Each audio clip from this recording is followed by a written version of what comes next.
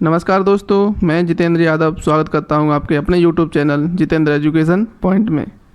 Friends, आज मैं आपके लिए लाया हूं हिंदी का एक महत्वपूर्ण चैप्टर शब्दभेद। शब्दभेद से हर एग्ज़ाम में 2 या 3 क्वेश्चन देखने को मिल ही जाते हैं।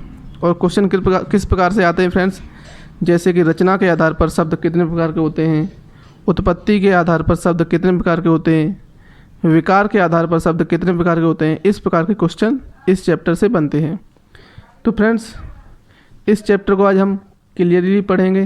तो वीडियो शुरू करने से पहले मेरी आपसे रिक्वेस्ट है कि अगर आपने अभी तक मेरा चैनल सब्सक्राइब नहीं किया है तो प्लीज़ सब्सक्राइब कर लें और बेल आइकन दबा दें, जिससे कि मेरी आगे आने वाली सभी वीडियो का नोटिफिकेशन आपको मिलता रहेगा।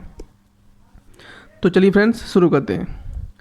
तो फ्रेंड्स, ये शब्दभेद एक दृष्टि में आपको पूरा देखना है। यहीं पर आपको पूरा क्लियर हो जाएगा कि किसमें कितना शब्द बनते हैं। ठीक है फ्रेंड्स, तो शब्दभेद में शब्द जो होते हैं 2 प्रकार के होते हैं, एक सार्थक होता है और एक निरर्थक होता है। तो पहले हम देखेंगे सार्थक को। ठीक है, तो सार्थक होते हैं ये 3 प्रकार के होते हैं।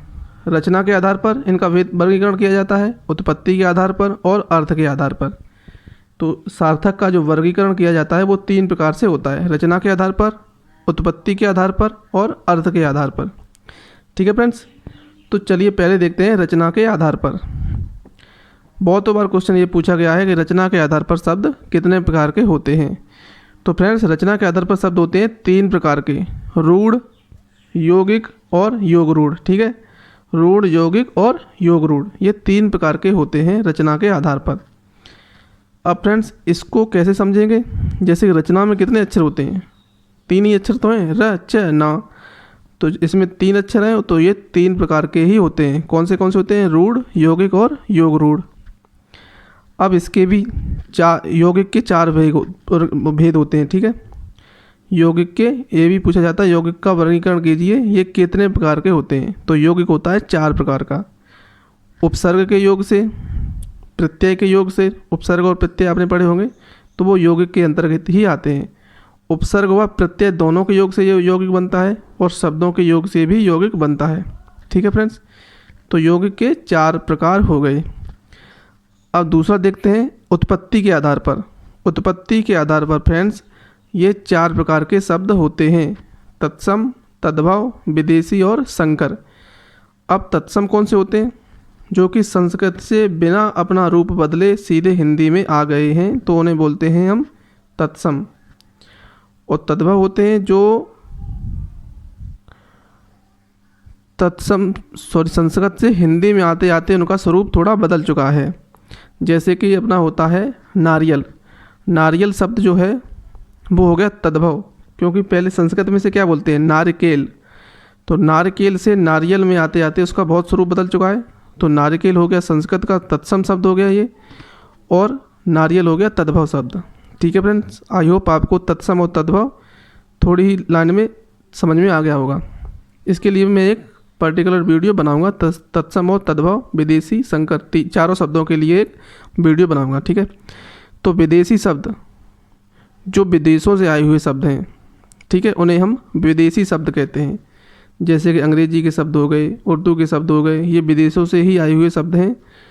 जैसे कि हो गया अपनी रेल, डिप्टी, पुलिस, तो ये सभी विदेशी शब्द हो गए। अब संकर शब्द क्या होते हैं, संकर शब्द होते हैं जो देसी और विदेशी शब्दों के योग से बनते हैं। जैसे कि रेल शब्द हो गया हमारा विदेशी और गाड़ी शब्द हो गया हमारा देसी। तो रेलगाड़ी शब्द जो बनेगा वो हमारा हो जाएगा संकर शब्द, यानी कि देशज और विदेशज शब्दों से के योग से जो बनता है उन्हें हम बोलते हैं संकर शब्द। ठीक है फ्रेंड्स, अब आते हैं अर्थ के आधार पर। अर्थ के आधार पर, ठीक है, तो अर्थ के आधार पर शब्द 4 प्रकार के होते हैं, एकार्थी, अनेकार्थी, पर्यायवाची और विपरीतार्थी। ठीक है, एकार्थी में जिस शब्द का एक ही अर्थ निकलता है, अनेकार्थी में एक शब्द के कई अर्थ हो जाते हैं, पर्यायवाची में जो समानार्थी होते हैं। जैसे कि हमारा हो गया कमल, कमल के पर्यायवाची कितने हैं, पंकज, जलज, सरोज, पदम, नीरज, तो ये क्या है, हमारे पर्यायवाची हो गए। ठीक है फ्रेंड्स, अब आते हैं विपरीतार्थी पर। जो विपरीतार्थी, जैसे कि हमारे विलोम शब्द भी आ गए, ये विपरीतार्थी हो गए। तो अर्थ के आधार पर शब्द 4 प्रकार के होते हैं, एकार्थी, अनेकार्थी, पर्यायवाची और विपरीतार्थी। तो यहाँ पर हमारा हो गया सार्थक शब्द खत्म। ठीक है, अब आते हैं निरर्थक पर। ठीक है, निरर्थक जो शब्द है तो इसका जो विकार के आधार पर हम इनका वर्गीकरण करते हैं। ठीक है, विकार के आधार पर।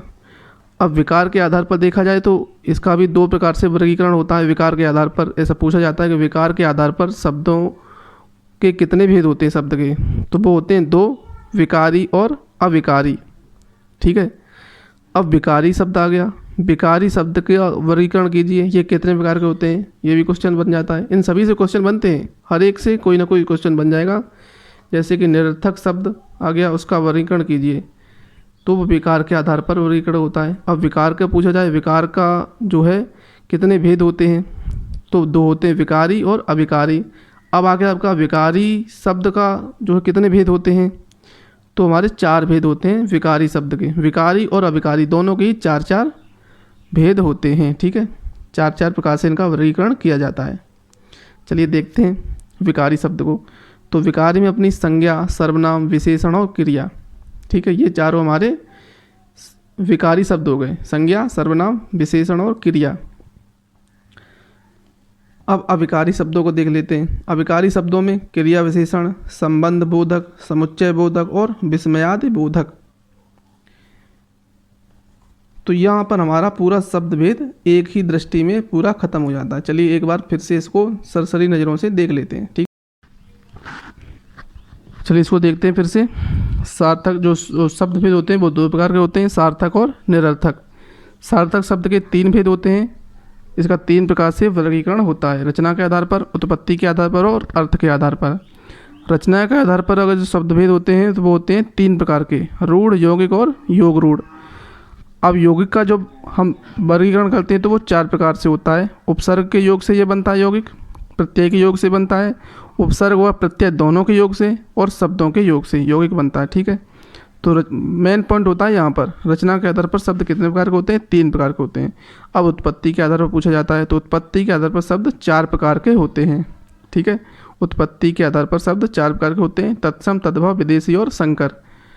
अब आता है अर्थ के आधार पर। अर्थ के आधार पर भी शब्द जो है 4 प्रकार के ही होते हैं, एकार्थी, अनेकार्थी, पर्यायवाची और विपरीतार्थी। चलिए अब निरर्थक के आधार पर देखते हैं। तो निरर्थक के आधार पर इसका वर्गीकरण होता है विकार के आधार पर। ठीक है, विकार के आधार पर इसका 2 प्रकार से वर्गीकरण होता है, विकारी और अविकारी।